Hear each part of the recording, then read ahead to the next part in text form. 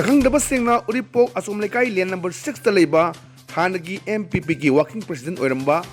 Saratkumar Maimom ki Yumda nongmei kapsinlamle Thodo si ngasi numidang pung 3 minute kunlum chatpa matam thokibani Thodok thokpam magdi phangba pawda Sakhangdaba miyoi khara laaga hairiba Saratkumar Maimom gi khamduna leba garida nongmei kapsinlamkhibani nongmei kapsinlamba aduda thoina amata thoktragasu aki akhang thokpudi yauki tholeba thodo si matangda Saratkumar Maimom amadi atai hakthengna uhobasingna penda hom kya thamlakni panba yabadi Saratkumar Maimom hauzik MPP gi Central Committee gi members oiribani kanana karigidmakta Saratkumar Maimom yumda nongmei kapsinlamne haiba chapta taba khangmangamdri crimes gi matangda police na case amu suresa tawkhre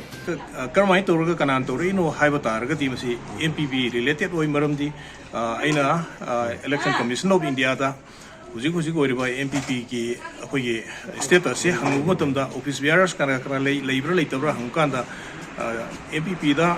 huziki oina chatnabe aba authorized oiba MPP gi oiba office bearers amu bu leiti hai maduga mari leinana koina press club da press briefing ama media sinnaw sing da pi husulei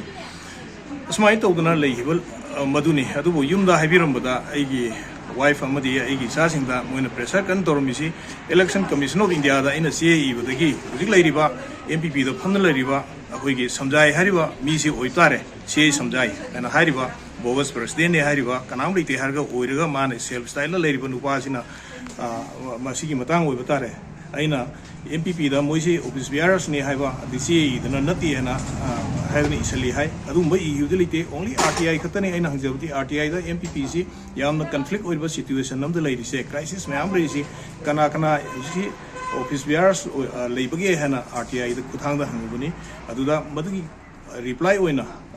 February gi date 22 da ama pirakre adu madagi matung da mukhra lerga musu tha anihum matung da April gi 5 da mu pirai kanam leite haiba wapum si MPP gi office bearers ambo leite haibu adumai na haibira ko dei koina press meet nang khop to biba du natana leite hujik moina nongmei kapam bi maramdi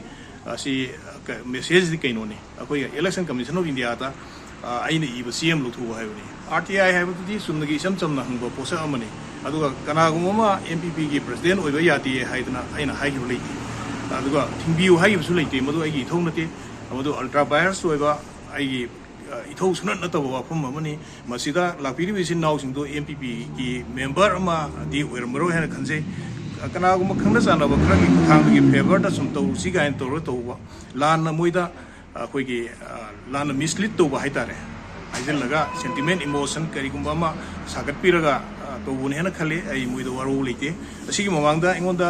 threaten mayam laki telephone da kai da hat kani tu pani en to budi am lai adu bu kanau khana sum putok to worum gane khale adu bu ngasi reality das mana nungoi caption biramba haibasi karigumba ai ngasi se ai imung da lerbo tar di thong do bo tar di card ka pi bu nungoi se ingonda su kapam bi ai hena ai thajo lai kon maningom thangbi ge sin thong thile ande thong thile bu kanano ne thong thile ju matha ka kala yeng ne pam cha ani je bag te le me ba ai bu kai hai do no ko yumdra na ang thom tha hang do pio na ha ko ai lo som na kan da thong di hang do roi thong na do hai bi mo na ha ba hai ne ske ma mom lai bran ha ba masa lai te ha ba masa lai ram ngani gari lai sine ma hai je ane na masa lai te telephone wale sa bi kai hai ram do no na ha ko ane mana kan ke sama deli thajali je PB matang si am thulok thok ta di kya nunga ro hai ko ma au tamo wari sana bi hai matam da ma wari sana ane ichanu bi je ko phone je to matam je phone switch off to na ha ga na ko di akano je tamo wari sana da na nongmei je kapslam mane ba ane sumai na matung rang to bi no amo bo ju pakhat le icha je